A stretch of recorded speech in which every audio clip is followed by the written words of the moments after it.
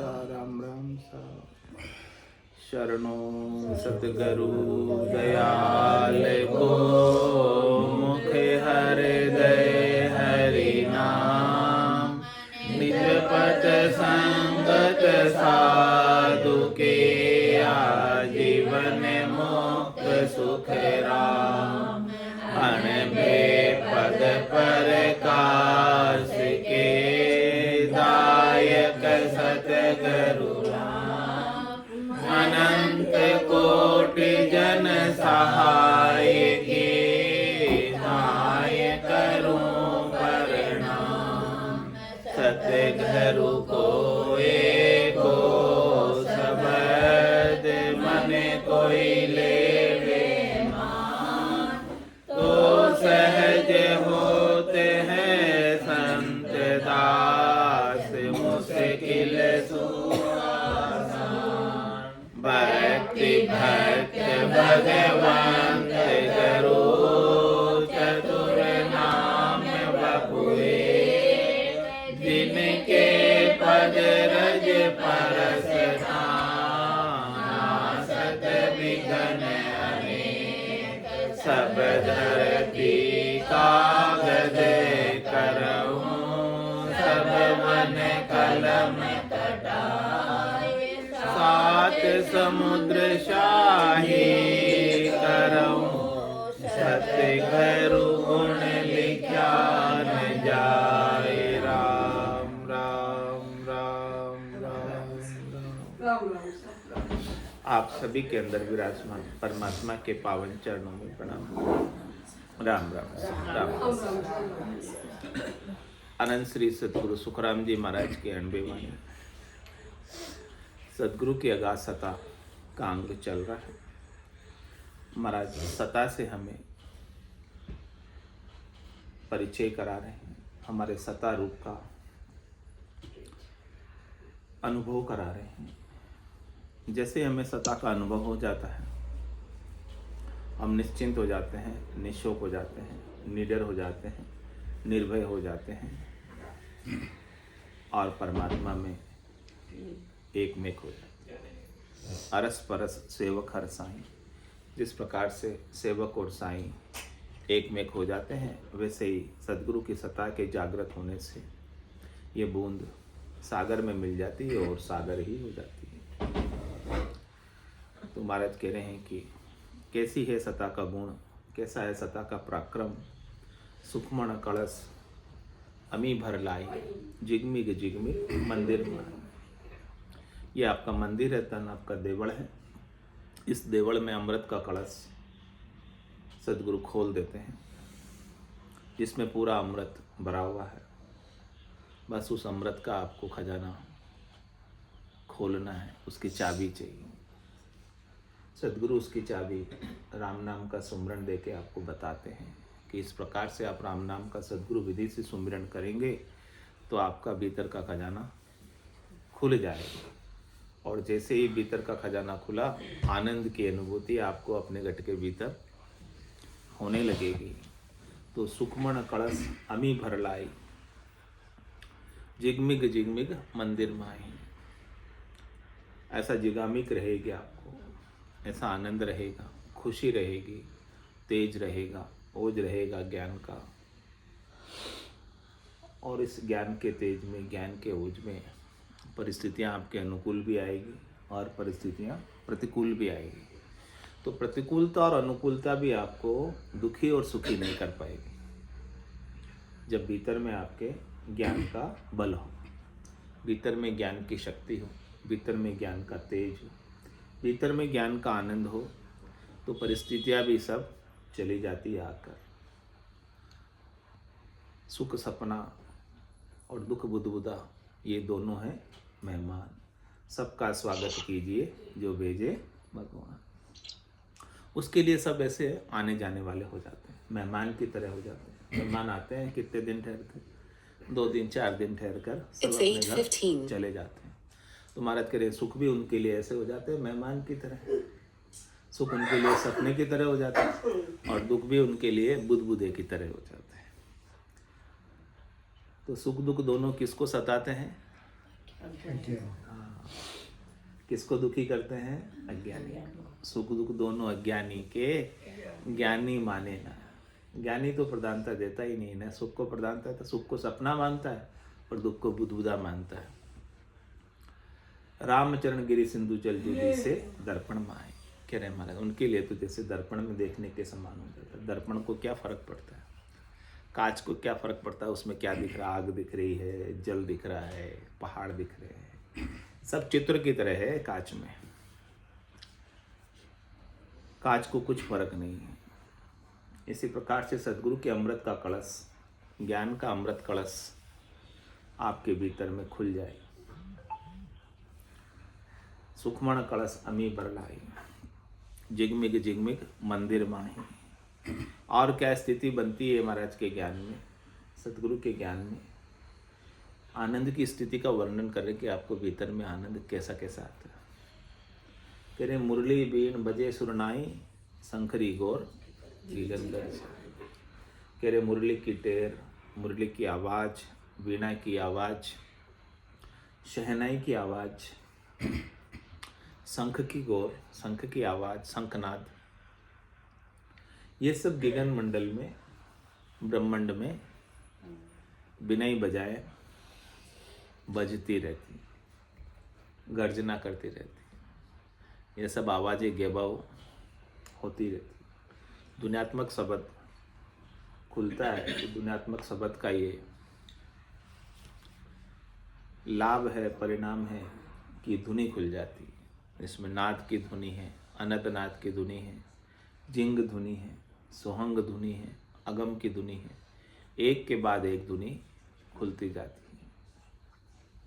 और उस धुनी को सुनते सुनते सुनते सुनते मगनता छाई रहती, खुमारी छाई रहती है।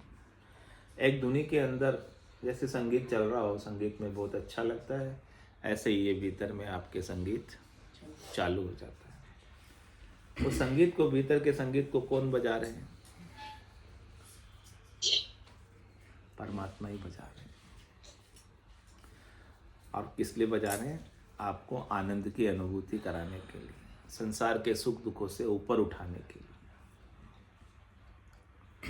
सब कुछ भुलाने के लिए, जग का हेत मिटाने के लिए। जग को हेत सकल दुखदायक, जा संग सुख मति जानो, सुखदायक सतसंगत युग में सदगुरु शरण पहचानो। ऐसे सदगुरु के ज्ञान की शरण को पहचानो और पहचान कर ऐसा आनंद ले लो सुखमणा में अमृत का। आपके शरीर में 3 नाड़ियाँ हैं, ईडा नाड़ी, पिंगला नाड़ी और सुखमणा नाड़ी। ईडा नाड़ी चंद्र नाड़ी है, पिंगला नाड़ी सूर्य नाड़ी है, और इन दोनों के बीच सुखमणा सरस्वती है, गंगा और जमुना के बीच, जो गुप्त है, प्रकट नहीं है। ईडा पिंगला तो प्रकट है, सूर्य चंद्र नाड़ी तो प्रकट है, लेकिन सुखमणा प्रकट नहीं है। उस सुखमणा को प्रकट सदगुरु के ज्ञान से करना। सदगुरु ऐसा ज्ञान देते हैं कि जिससे आपका अमृत कलश खुल जाता है, सुखमण कलश। और एक बार कोई अमृत पी ले फिर वो मरेगा, चाहे गलती से ही पी ले, बस पी ले। राहु केतु को पिलाना थोड़ी था, गलती से ही छुप के पी लिया। अब उनको काट भी दिया, राहु अलग हो गया, केतु अलग हो गया, शरीर को काट दिया उसका, फिर भी वो अलग अलग ही जिंदा है। आज भी जिंदा है, अलग अलग है, क्योंकि उन्होंने क्या किया? अमृत को पी लिया। ऐसे ही सदगुरु तो आपके भीतर अमृत का पूरा कलश ही खोल रहे हैं, आपको अमीर फल खिला रहे हैं, अमर फल खिला रहे हैं कि आप फिर कभी मरो ही नहीं। ऐसा ज्ञान दे रहे हैं कि कभी आपकी मृत्यु होगी ही नहीं। फिर मरेगा तो कौन मरेगा? शरीर मरेगा, आप नहीं मरोगे। आप शरीर हो क्या? शरीर तो नहीं हो, क्या हो फिर? शरीर नहीं हो तो क्या हो? आत्मा हो। कौन सी आत्मा? कौन सी आत्मा हो? जीवात्मा हो, ब्रह्मात्मा हो। जीवात्मा हो तो एक शरीर को छोड़ के दूसरे शरीर में जीव बने रहोगे, आवागमन करोगे, जाओगे आओगे, जीवात्मा होंगे। तो आप एक शुद्ध चेतन परमात्मा हो। आपका स्वरूप, सच्चा स्वरूप, सत्स्वरूप उसी का सदगुरु बोध करना चाहते, उसी सत्ता का आपको बोध करना चाहते हैं। आप उस सत्ता के अंश हो जो जीव बने हुए हो। अभी ईश्वर अंश जीव अविनाशी चेतन अमल सहज सुख राशि। अंश रूप से जीव हो, सत्ता रूप से परमात्मा हो और देही रूप से दास हो। देही से तो आप भगवान के दास हो। देही आपको किस लिए मिली है? सेवा करने के लिए, या स्वार्थ पूर्ति के लिए, या सुख लेने के लिए। किसके लिए मिली है? देही से आप दास हो, जीव से आप परमात्मा के अंश हो और सत्ता से आप स्वयं परमात्मा स्वरूप। तो अब आपको कौन सा रूप अच्छा लग रहा है? दास रूप अच्छा लग रहा है कि जीव रूप अच्छा लग रहा है कि सत्ता रूप अच्छा लग रहा है? दास। अलग अलग उत्तर आ रहे हैं। कोई तो दास ही बना रहना चाहते हैं और कोई स्वयं परमात्मा सत्ता रूप से हो जाना चाहते हैं। तो दास बने रहोगे, दास में भी सुख है, भक्ति का सुख है दास में। जो दास भाव की भक्ति करते हैं तो वो बार बार जन्म पाकर और भगवान की सेवा में, भगवान की पूजा में, भगवान की अर्चना में, उसी में सुख लेते हैं। लेकिन जो सत्ता रूप से झांक जाते हैं सदगुरु के ज्ञान में, वो स्वयं परमात्मा स्वरूप ही हो जाते हैं। उनमें और परमात्मा में फिर कोई अंतर रह नहीं जाता है। जिन गट सुमिरन राम को ते नर मुक्ता जान, ते नरहर अंतर नहीं नानक सांची मान। नानक साहब भी यही बात करें। जिनके गट में राम का सुमरण हो गया, जिनके गट में स्वरूप की याद आ गई, जिनके गट में स्वरूप का दर्शन हो गया दिव्य नयनों से, ब्रह्म दृष्टि से, ज्ञान दृष्टि से, सूरत दृष्टि से, या नैना नहीं देखिया जब अनुपम चैन, सुखराम सूरत नैन सु देख कर भाकत अब बैन। सूरत दृष्टि से महाराज ने देख कर कहा। तो कह रहे हैं कि जिनको ऐसा ब्रह्म दृष्टि से अनुभव हो गया, जिनका सुमिरन राम को, कहाँ हुआ सुमिरन राम का? बाहर कोई दिखा होगा Ram, second person third person Ram है, बाहर होगा कहीं राम जिसे खोजने हम जाएं, कहाँ रहता है? घट में ही सुमिरन होना चाहिए। जिन पाया जिन घट ही पाया, बायर फिर जन्म गमाया, 68 को काहू को फिर ये सूरत समेट नाम में धरी। पाने की विधि क्या बताई महाराज ने? कि नाम में अपनी सुरता लगा लो तो आपको घट में ही राम के दर्शन, राम का आनंद स्वरूप दर्शन, सत्स्वरूप का दर्शन घट में ही हो जाएगा। बाहर कहीं जाने की आवश्यकता नहीं है। वो मुक्त हो जाएंगे जिनको घट में ही स्वरूप मिल गया, सत्य मिल गया, वो मुक्त है स्वरूप से। जिसको स्वरूप नहीं मिला वो भी देही बना हुआ है, जिसको स्वरूप नहीं मिला वो भी जीव बना हुआ है। देही बना हुआ है तो मरेगा, जीव बना हुआ है तो दूसरा शरीर धरेगा, और स्वरूप बन गया तो न मरेगा और न दूसरा शरीर धरेगा। जिसको स्वरूप मिल गया वो तो बोले राम मरे तो मैं मरूं, बाकी मैं मरूं ही नहीं। अब राम कब मरेंगे? राम का कोई आदि है? राम का कोई अंत है? अनादि है ना, वो तो आदि अंत ही नहीं है। तो जब आप राम स्वरूप हो गए तो आपका भी आदि अंत नहीं रहेगा, अनादि हो जाओगे आप। तो स्वरूप से आप अनादि हो, उस स्वरूप को महाराज कह रहे आप प्राप्त करो सत्ता से। तो ऐसा अमृत का कलश ज्ञान का सदगुरु आपको भेंट कर रहे। जैसे वशिष्ठ मुनि ने विश्वामित्र जी को लौ मात्र की सत्संग का लाभ दिया था, यही सत्य की सत्ता की संग बताई थी। लेकिन जिसको विश्वामित्र जी समझ नहीं पाए और उनके अड़बी पड़ गई, उन्होंने तपस्या को भारी समझा और इस ज्ञान को हल्का समझा। लेकिन शेष जी ने न्याय चुका दिया, बता दिया न्याय कि ये तुम्हारी 60,000 वर्ष की तपस्या भी इस लव मात्र की सत्संग के ज्ञान के सामने कुछ भी नहीं। तो सुखमण कलश अमी भर लाई, जिगमिग जिगमिग मंदिर माई। इस तन रूपी देवल में, मंदिर में जिगामिग हो जाए वो सब, प्रकाश हो जाए ज्ञान का। क्या प्रकाश करना है? कि देह मैं नहीं हूं, जीव मैं नहीं हूं, मैं एक शुद्ध चेतन, ये प्रकाश हो जाए। ये ब्रह्म का विचार आपको आपके गट के भीतर 24 घंटे निरंतर बना रहे। फिर आपकी देह रहे तो ठीक, और देह जाए तो भी कोई खास बात नहीं। होना था सो हो गया। सूरत शब्द का जोग, संत दास इस देह का नहीं हरस नहीं शोक। देह के रहने से भी खुशी नहीं और देह के जाने से भी दुख नहीं, क्योंकि मैंने देह से अलग मेरे अपने निज स्वरूप को जान लिया, पहचान लिया कि मैं देह नहीं। आप सांसों के बिना रहते हो कि नहीं रहते हो? नहीं रहते, नहीं रहते हो, आप नहीं रहते हो। सांसों के बिना तो रह भी कैसे सकता है? हाँ, यही तो बात है।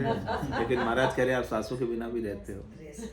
श्वासा बिना पवन बिन पीवन, जा मन निजमन नाही, सूरत निरत नहीं चित चेतन, वस्तु अमोलक हो। आप ऐसे अमोलक वस्तु हो, लेकिन आपको पता ही नहीं तुम क्या चीज हो, तुमको खुद को नहीं पता। सांसों के बिना हाँ, सांसों के बिना ही तो रहते हो आप। सांस तो आती जाती रहती है ना। सांसों से तो शरीर रहता है। अच्छा, शरीर रहता है। हाँ, आत्मा नहीं रहती। आत्मा सांसों के बिना ही रहती है। आत्मा को सांसें नहीं चाहिए, यही तो पहचानना है। तो फिर सांस और सांस से राम राम का नाम लेते हैं ना, उसमें आत्मा की पहचान के लिए लेते हैं नाम। हाँ, वो शरीर लेता है अपना नाम, इसका मतलब आत्मा नहीं लेती। आत्मा तो ले ही नहीं सकती कुछ। आत्मा कुछ करती नहीं है, कुछ कराती नहीं है। आत्मा तो करता है। हाँ, आत्मा तो अजोनी है, आत्मा तो निरंजन है, आत्मा तो निराकार है। आत्मा को आग जलाती नहीं है। हाँ, वो तो नहीं जलाती ना, पता है। शरीर को जलाती है आग, तो आत्मा को थोड़ी जलाती है। आत्मा को पानी गलाता नहीं है। हाँ, आत्मा को कोई अस्त्र शस्त्र काट नहीं सकता है। हाँ, आत्मा को हवा सुखा नहीं सकती है। आत्मा बंधन में भी नहीं है, सर्वव्यापी है। तो आप श्वासों के बिना भी रहते हो। श्वासा बिना, महाराज कह रहे बात, श्वासा बिना पवन बिन पीवन। ऐसा मत समझना कि श्वासें चलेगी तो मैं मर गया, श्वासें नहीं आ रही तो मैं मर गया, ऐसा मत सोचना। आत्मा मीन्स मरने का विचार, टाइम कहाँ रहेगा? क्या आप तो रहोगे ना सोचने के लिए। अरे श्वास निकल गई, इसके बाद आप तो रहते हो सोचने के लिए। आपका शरीर नहीं रहता, लेकिन आप रहते हो। देह जाती है, आप थोड़ी जाते हो। पर वो सोचने के काबिल नहीं रहता, सेंस नहीं होता। सेंस सब रहते हैं ना उसके अंदर उसका मन रहता है, उसकी बुद्धि रहती है, उसका चित्त रहता है। सूक्ष्म शरीर तो रहता है ना उसके साथ। जो सूक्ष्म शरीर है ना, अभी स्थूल शरीर को तो जलाते हैं, सूक्ष्म को कैसे जला सकते हैं बताओ? नहीं, सूक्ष्म शरीर रहता है और वही पुनर्जन्म का कारण है, सूक्ष्म शरीर ही। लेकिन वो उस समय सोचना तो बंद हो जाता है। आपका जब सूक्ष्म शरीर है, कौन सोचता है? आपका सूक्ष्म ही तो सोचता है सब। आपके विचार किस में आते हैं? मन की गति कहाँ तक है? वो है ना, शरीर के माध्यम से सोच सकता है। शरीर है, उसके माध्यम से है ना वो सोच सकता है। नहीं, ये खत्म होते हैं। नहीं, ऐसा नहीं है। आज जैसे देवता किसी के डील में आते तो बताओ, अब उसकी बात करते हैं अपन। देवता किसी के डील में आते, देवता सोचते हैं कि नहीं सोचते हैं? वो तो वैसे ही सोचते हैं, आते हैं डील में। मैंने देखा, बात की मैंने देवता आत्मा आती है। वो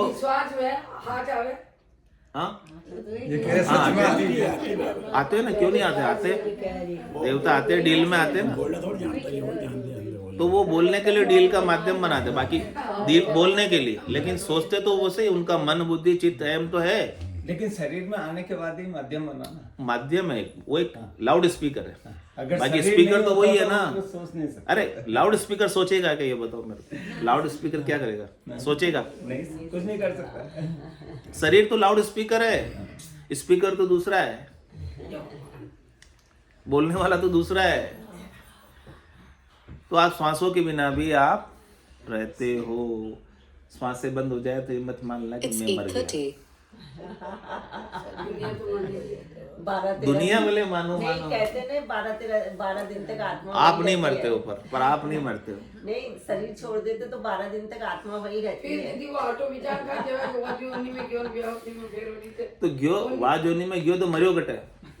जीव तो यदि गयो मर जातो तो जातो कटे। आप बताओ मना वो मर जातो तो दूसरी योनि में कशान जातो, मर जातो तो कशान जातो है कहीं ना कहीं जावा कि हमें शक्ति यदि गयो जिंदा हो यदि गयो मर जातो तो मुर्दो चाल सके कि जा सके कि राम नाम सत्य राम नाम सत्य। तो श्वासा बिना पवन बिन पीवन जा मन निजमन नाही, जा मन भी नहीं रहता है निजमन भी नहीं रहता, फिर भी आप रहते हो। सुरत निरत नहीं चित चेतन, सुरता नहीं है, निरता नहीं है, आप में चेतनता नहीं है, फिर भी आप रहते हो। चेतनता कब आती? जागते तब आते हो, शरीर में आते हो तब आती चेतनता। सोने में चेतनता लीन हो जाती है।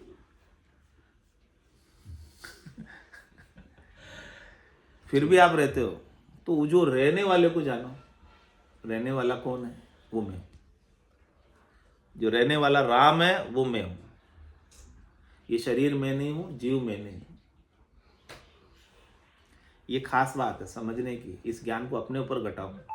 लोग दूसरों पे घटाते, राम बाहर है, बाहर खोजते। बाहर नहीं है राम, राम आप खुद हो। आपके भीतर खोजो।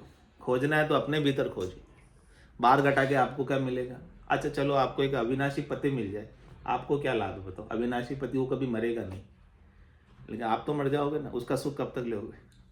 अविनाशी पति मिलने का आपको क्या लाभ? कुछ ही लाभ नहीं।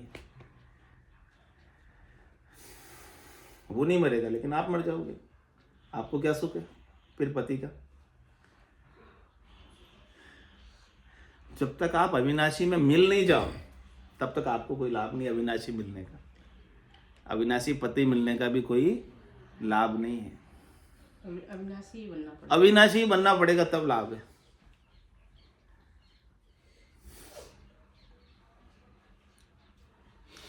तो सदगुरु आपको अविनाशी बना रहे हैं अमृत पिला के ज्ञान का।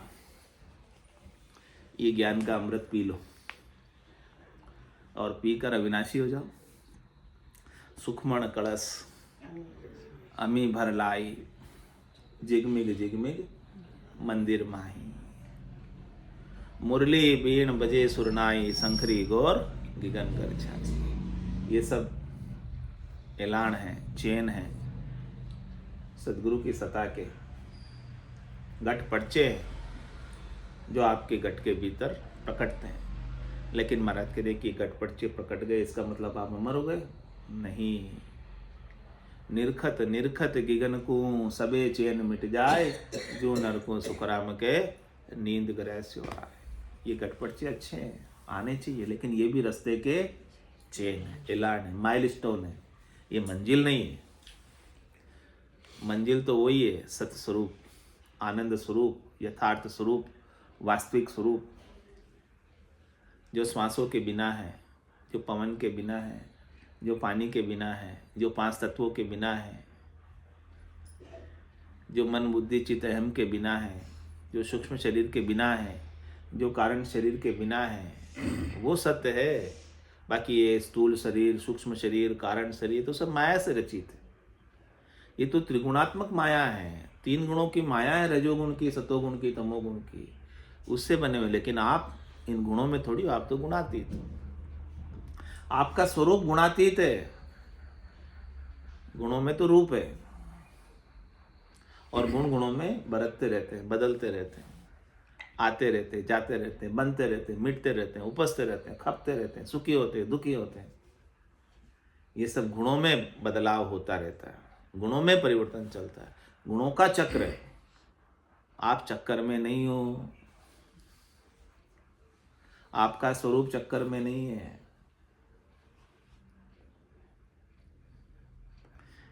ये अमृत पी लो। सुखमण कलश अमी भर लाई, जिगमिग जिगमिग मंदिर माही। मुरली बीण बजे सुरनाई, शंखरी गौर गिगन गर छाई। फिर क्या कह रहे महाराज आगे? अनहद जालर का जणकारा, रोम रोम बोले रंकारा। क्या करें, अनहद जालर बजने लगती। मंदिर में जालर बजती ना, आरती करते तो कितने लोग मिलके बजाते हैं। ऐसे ही महाराज कह रहे हैं कि अनाहत नाद हो जाती है, जिसमें किसी को आहत नहीं करना पड़ता है।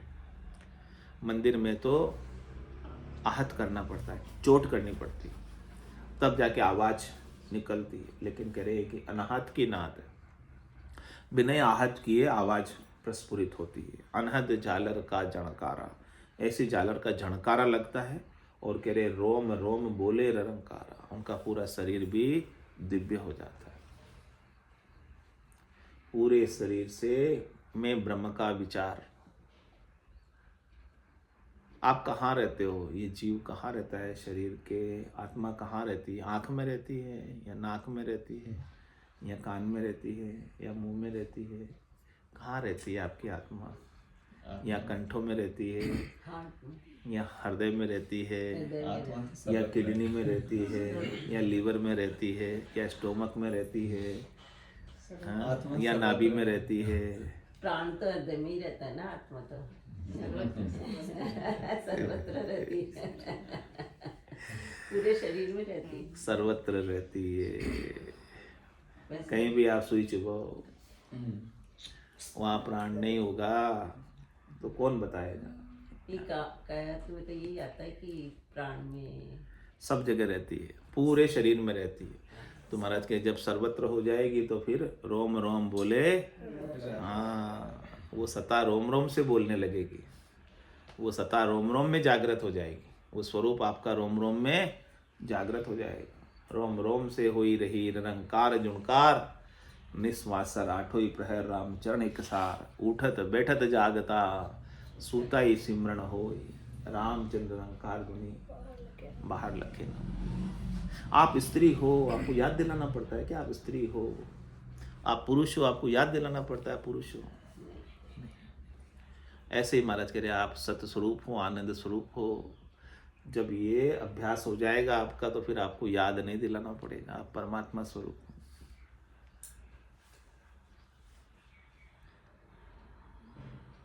सोता ही सिमरण हो, सोते सोते भी आपको याद रहता है कि मैं स्त्री हूं, मैं पुरुष हूं।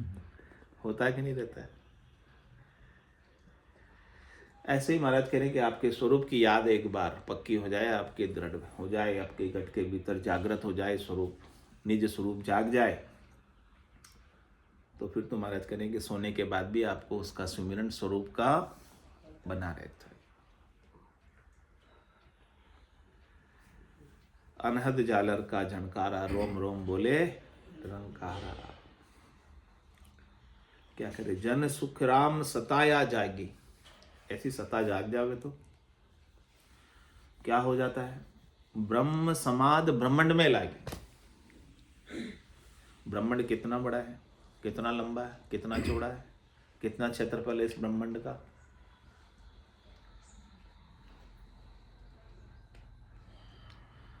ब्रह्मांड में ब्रह्म समाज लगने का क्या मतलब है?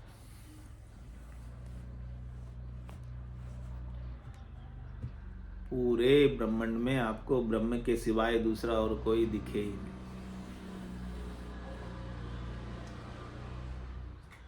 जैसे दशरथ नंदन भगवान श्री राम को वशिष्ठ मुनि से ज्ञान प्राप्त किया था, तब ऐसी ब्रह्म समाधि लग गई थी। तो ब्रह्म समाधि लगने के बाद सब जगह ब्रह्म ही ब्रह्म दिखाई देने लगा, सूझने लगा, लखने में आने लगा। तो उन्होंने कहा कि मैं अपने एक हाथ से मैं दूसरे हाथ को कैसे काटूं? मुझे तो रावण में भी वही ब्रह्म नजर आता है जो ब्रह्म मेरे में है। यानी उसके लिए कोई बुरा नहीं रहा, उसके लिए कोई भला नहीं रहा, उसके लिए कोई चोर नहीं रहा, उसके लिए कोई साहूकार नहीं रहा। जब लग भली बुरी सब व्यासे काम क्रोध अहंकारा, तब लग उरे परे नहीं पहुंचा त्रिकुटी तत्व विचारा।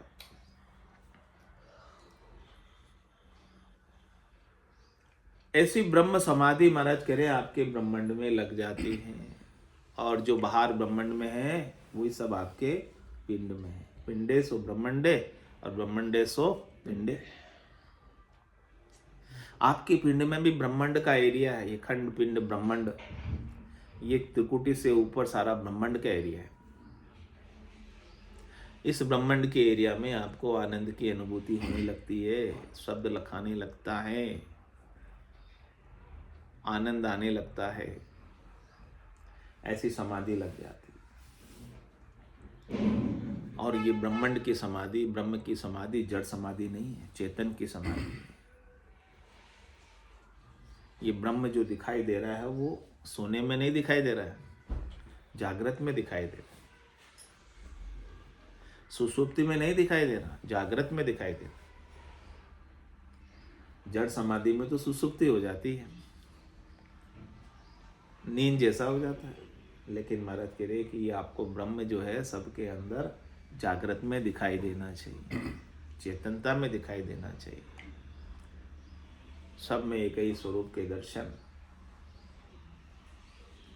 ब्रह्म पर्चा की दशा बताऊं, बायर के लक्षण पिछनाऊं, जाके रंग एक ही राव, माया सेती करे न भाऊ, जाके अंदर ब्रह्म रस बूठा, सकल व्यवहार हो गया झूठा, कनक कामिनी करे न नेहा, चक्या ब्रह्म रस रहे विदेहा, जैसे बूंद मिली सागर में, पकड़ सके क्या कोई कर में, जीव ब्रह्म मिल भया समाना, ब्रह्म मिल्या करम करे न आना, ये चहन दर्शा बिना, मत कोई छोड़ो ध्यान, राम चरणिक राम बिन, सबई फोकट ज्ञान।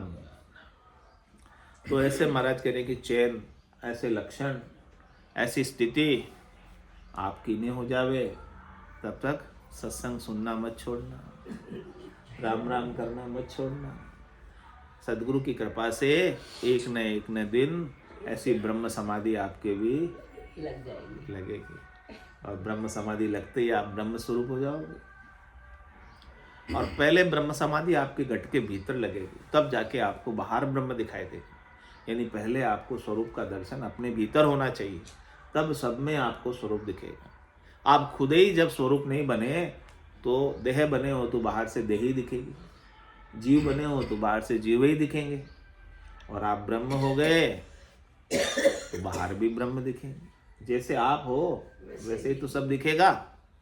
जैसा आपके ऊपर चश्मा लगा है वैसे ही तो रंग के सब दिखेंगे। काले रंग का चश्मा लगाया तो सब काले ही काले दिखेंगे। जब तक आप देही का चश्मा लगा के रखोगे तब तक सब देही देही दिखेगी। आप स्त्री बने हो तो पुरुष दिखेंगे, पुरुष बने हो तो स्त्री दिखेंगे। लेकिन आप न स्त्री हो न पुरुष हो, आप तो एक शुद्ध चेतन आत्मा हो। जब तक आप शुद्ध चेतन आत्मा नहीं बनोगे तब तक बाहर भी आपको शुद्ध चेतन आत्मा दिखने वाली। पहले प्रकटाना है तो अपने घट के भीतर प्रकटाओ। सब घट तेरे साइया, खाली घट नहीं कोई, बलिहारी वा घट में। हाँ, राम को अपने घट में प्रकट करो, अपने भीतर प्रकट करो। तन देवल बिच आत्म देवा, निर्गुण भक्ति भजन है भेवा। और फिर महाराज कह रहे 10वें द्वार करे हंस केला, अनंत कोट संतों का मेला। कह रहे कि ऐसा जब शब्द आपका जागृत होकर 10वें द्वार तक पहुंचता है, सहस्त्राधार चक्र तक पहुंचता है, तो वहां पर हंस केला करता है। हंस आनंद लेता है, आत्मा आनंद लेती है स्वरूप का। और वहीं सब संत पहुंचे हैं इस 10वें द्वार को पार करके। अनंत में, अपार में, अगाध में, सता में संत सब पहुंचे। सब ने यही साधना की, यही भक्ति की। ऋषभ देव स्वामी से लगाकर महावीर स्वामी ने भी यही भक्ति की। सब वहीं पहुंचे। तो वहां आपको सब संतों का मिलन हो जाएगा। और कह रहे कि ऐसे संतों का मिलन बिछो हमारा कब तो होगा वापस। ऐसे स्वरूप का मिलन आपका एक बार हो गया तो उनका वियोग तो वापस होगा ना? नहीं होगा। क्यों? आप देही से किसी से मिलते हो तो फिर उनका वियोग तो हो जाता है देही से। तो जिसका सहयोग होता है उसका वियोग हो जाता है। इसका भी योग नहीं होता, क्योंकि इसका सहयोग हुआ ही नहीं है। सहयोग था आपके पास पहले से। सदगुरु, आप भूले हुए थे सहयोग को। सदगुरु आपको बताते हैं कि आपका इसका सहयोग है, लेकिन इस सहयोग को आप भूले हुए हो, इसलिए इसका वियोग नहीं होता है। जिसका बाद में सहयोग होता है वो तो बिछो हो जाता है, लेकिन इसका बाद में नहीं हुआ, था पहले से आपके पास। प्राप्त से प्राप्त, जो चीज आपको प्राप्त है उसे सदगुरु बता रहे हैं कि आप भूले, वो खजाना आपके भीतर है लेकिन आपको उसकी याद नहीं है। एक बार याद आ गई, ऐसो समियो सदैव हमारे 8 पोर क्या, हाँ फिर 8 पोर की बात नहीं है, तो सांझ सवेरे की बात नहीं है, 8 पोर है पूरा 24 घंटे। 24 घंटे अब हमें तो आनंद की अनुभूति है। जन सुखराम अमर घर पाया, जामन मरण मोह नहीं माया। कह रहे महाराज जब हमने ऐसा अमर घर पा लिया, जिस अमर घर को पाते ही, यानी जिस अमर घर का बोध होते ही, जिस निज स्वरूप का बोध होते ही, उस निज स्वरूप में जन्मना नहीं है, उस निज स्वरूप में मरना नहीं है, उस निज स्वरूप में कोई मोह नहीं है, उस निज स्वरूप में कोई माया नहीं है। जन सुखिया सदगुरु सता, मोह पे कही न जाए। कह रहे ये सता मेरे से वर्णन करने में नहीं आती है, इस मुख की हाजत नहीं है कि इसके आनंद का वर्णन करके बता सके।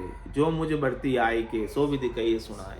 जितना जितना मुझे अनुभव हुआ है, जितना जितना मैंने लिखा है इस अलख को, उतना उतना मैंने आपको बता दिया। बोलो राम सद्गुरु देव जी महाराज, परम दयाल सद्गुरु सुखराम जी महाराज धन्य हो, धन्य हो। अनंत श्री सद्गुरु सुखराम जी महाराज के ज्ञान स्वरूप भगवान ने धन्य हो, धन्य हो। केवली भगवंता ने धन्य हो, धन्य हो। जीवा तारण जहाज में धन्य हो, धन्य हो। मोक्ष के मालिका ने धन्य हो, धन्य हो। अनंत कोटि संतान ने धन्य हो, धन्य हो। राम सभा में राम राम सा राम राम सा राम राम सा राम राम सा।